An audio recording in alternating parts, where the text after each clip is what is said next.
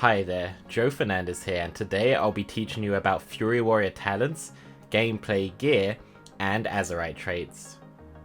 Fury Warrior has usually been overshadowed by arms, and that may be the case once again. It has changed being a more consistent damage spec, although losing its crazy burst, but also is more durable due to the enrage mechanic changing.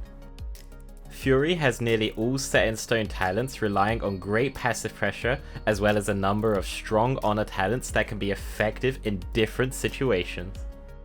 I will go over which talents I think are really great and the potential of the use of other talents.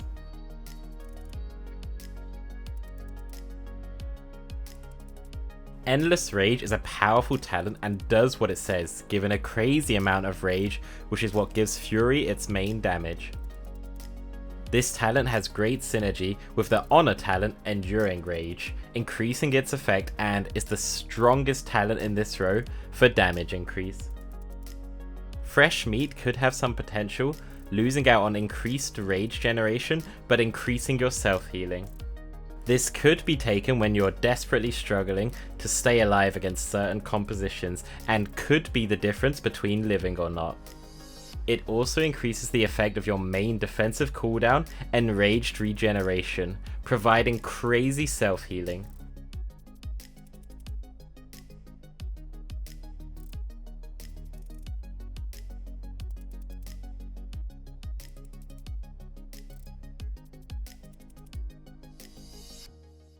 War Machine would only be considered when killing players often, so could have a use in RBGs but not in Arena.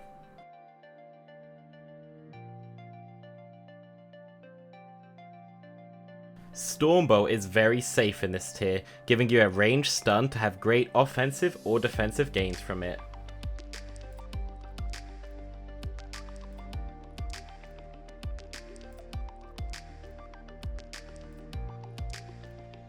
You could use it to get to your target and unleash your fury damage, or use it to stop your enemies from gaining momentum.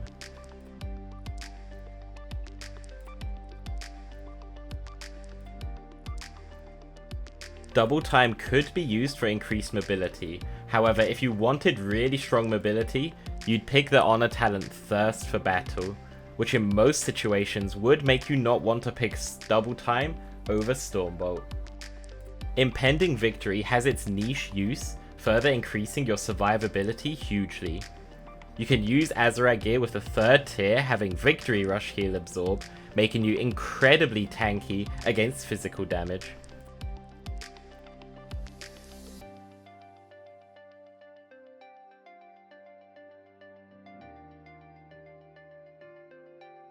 Sudden Death gives you a lot of single target burst and gives you Rage as Fury, making it easier to fuel Rage for your rampages.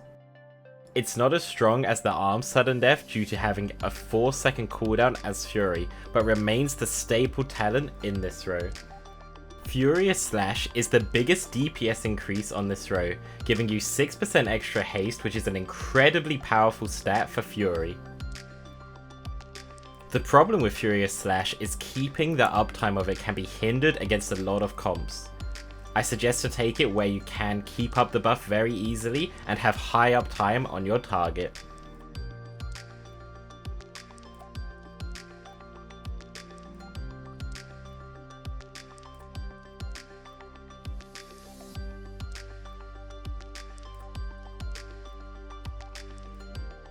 Warpaint gives us a flat 10% damage reduction whilst we are enraged, which is nearly all the time, so this is highly valuable.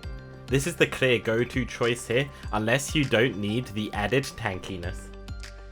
Bounding Stride could be used for increased mobility, but would only take it if I didn't need Warpaint.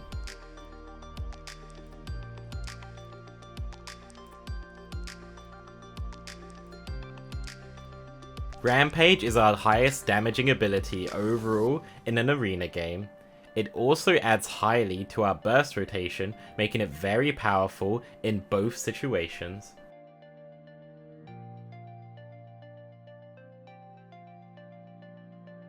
Carnage provides warriors with great sustain damage and added burst damage, as it allows for more rampages. Due to the Azerite Traits, Rampage is once again affected by your build, making it do insane damage. Frothing Berserker is basically subbing in better passive pressure for slightly more burst pressure. It could be useful if you only want to rely on kills with burst pressure, but I'd still prefer Carnage.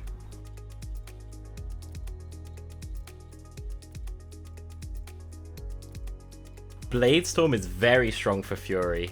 It's a lot of burst damage and lasts for about 3 seconds, still doing all its damage in that window. It also has its niche PvP design to immune CC abilities if used smartly. Dragon Roar is competitive in this row due to its damage being slightly higher when used on cooldown compared to Bladestorm. However, I'd want Bladestorm mostly due to its PvP effect, but if you want a bit more instant damage, then you could take Dragon's Roar.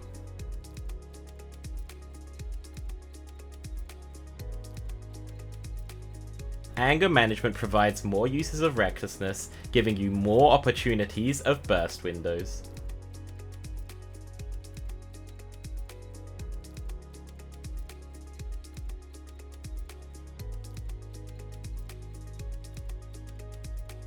Recklessness's burst power isn't nearly as strong as it was in Legion, but now it gives very high consistent damage due to the rage generation aspect of it.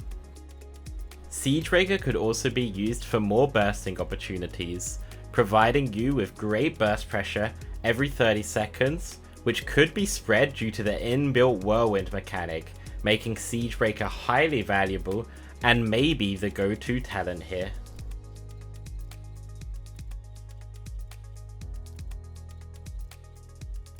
Trinket choices once again are the first honor talents you choose from. The choice of them may depend on compositions you meet, which can have an effect on which trinket is better. I'd say the medallion is the best overall in most situations, as long as you use it purposefully. This means using trinket to pop a defensive cooldown or to potentially grab a kill offensively. Adaptation could have its uses against certain teams that could outweigh the use of medallion. This could be against compositions that have a difficult time getting rid of adaptation and have to use a huge cooldown to do so. Relentless is my runner-up choice, as it could also be good against teams where you are stuck in too much CC. If you don't need the medallion for an important time to survive or for a defensive kill, this talent could be better for some situations. Fury Warrior has a fantastic array of honor talents. These are a lot of strong ones to choose from, which make having a staple one in place very hard. Some are incredible for offensive purposes, whereas some are insane for defensive purposes, so I'll go through which ones are great for those reasons first. This talent is incredible for offensive reasons. It keeps your enrage buff up all game, as well as extending your enrage timer.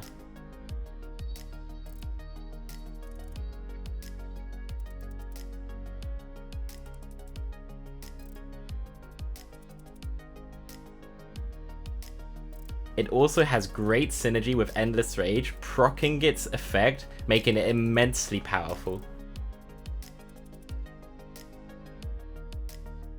This talent is powerful for surviving, giving you an easy to obtain hot that can't be dispelled. It also gives you extra rage generation, adding to your pressure throughout a game.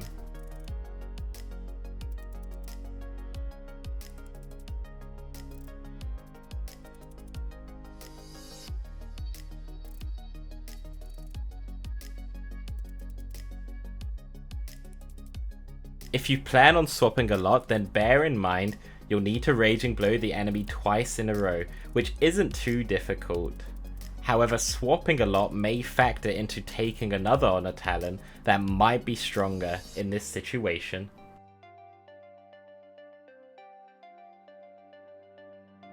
Having spell reflection in situations can make it incredibly powerful.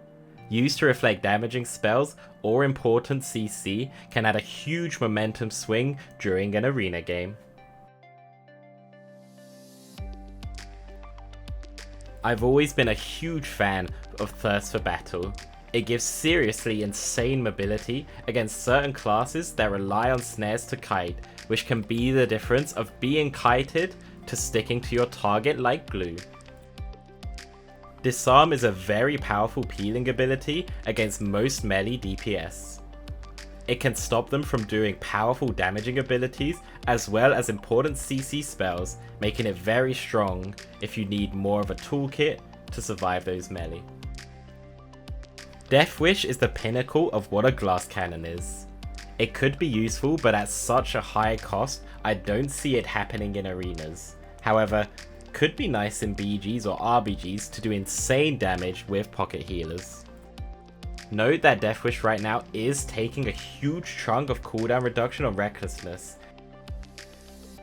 but this is very likely a bug that will get hotfixed soon.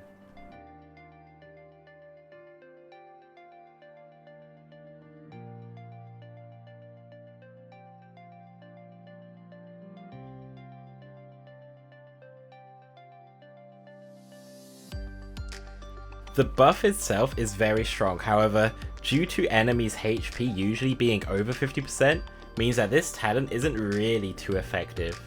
It could see uses in 2v2, where dampening makes people hover below 50% more often. Barbarian was never really a great talent before, and only used in niche situations.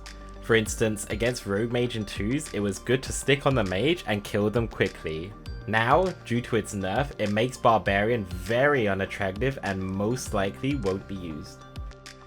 Death Sentence can be very nice with Sudden Death and Massacre. No traits to benefit from Execute procs, and the fact Execute has a cooldown makes all these talents less advertising. As for mobility, due to the fact that Thirst for Battle is so powerful, you'd want that over Death Sentence for mobility anyways.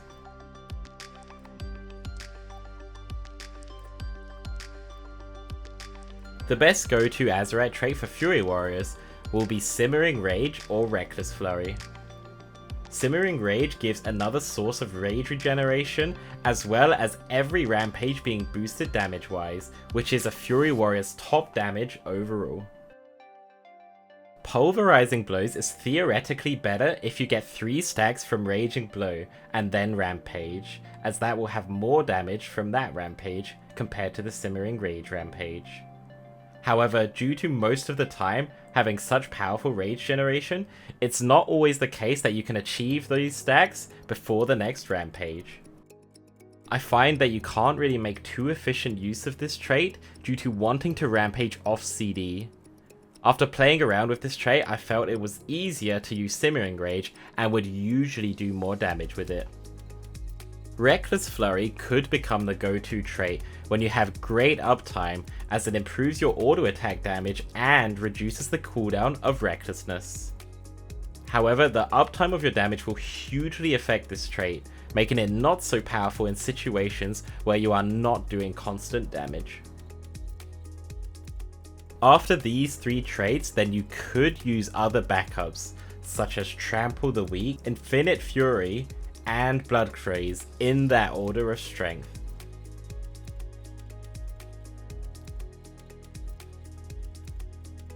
The stat priority is as follows. Number 1, Strength. Number 2, Haste. Number 3, Versatility. Number 4, Crit. Number 5, Mastery. The problem with Strength is that at higher gear levels it will start to diminish, so it will become less powerful the higher your gear stats go. For now though, it's best to pick up as much Strength as possible, as it will be your highest stat increase at the start of the expansion.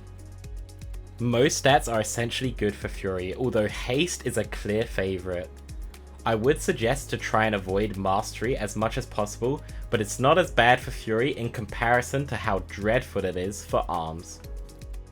Haste enchant should be a priority here, putting them on your rings as well as using the new Haste enchant on weapon, Gale Force Striking. This has a chance to increase your attack speed by 35%. As Fury, you can have this on 2 weapons, proccing both at the same time can give you crazy pressure.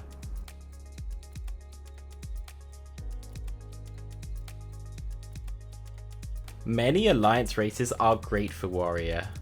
Now that human has been nerfed, it may not be the clear best choice in all situations.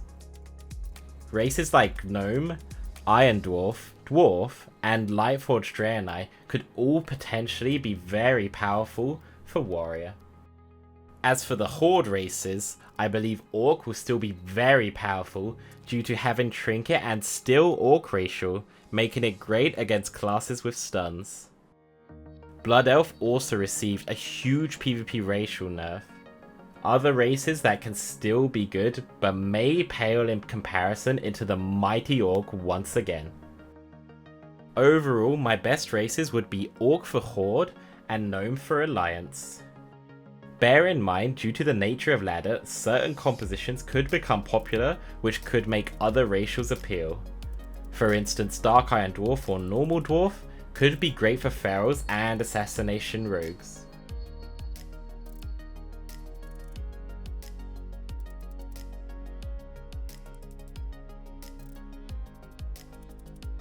An example could be the rise of Gnomes 2, if dealing with a lot of mages, hunters, or in general root mechanics, as Gnome is the king of escaping those.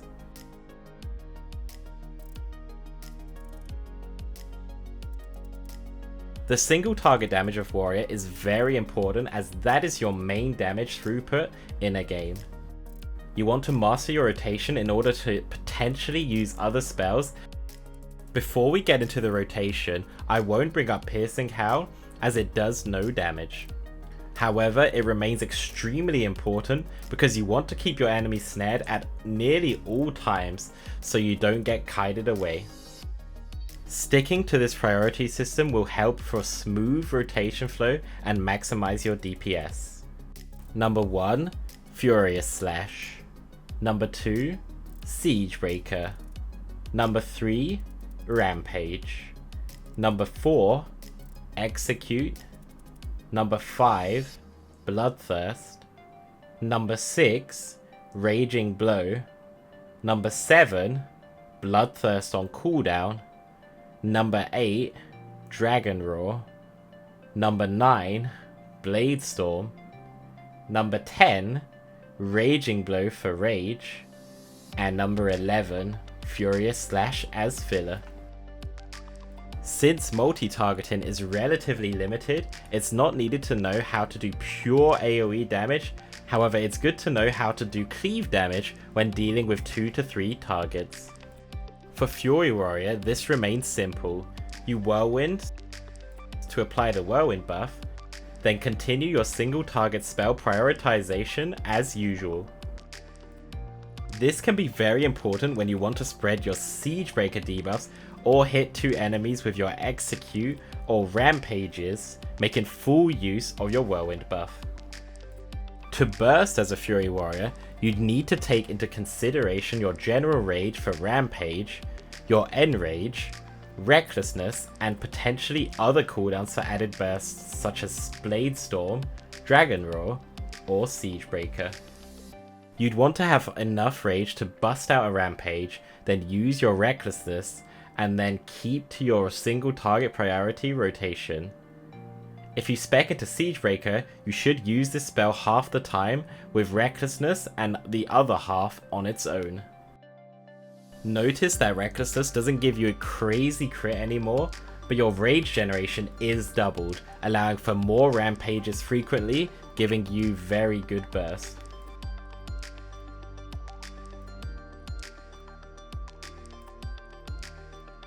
To recap on Fury Warrior gameplay would be to master the basic build now that Fury has great passive damage as well as decent burst pressure.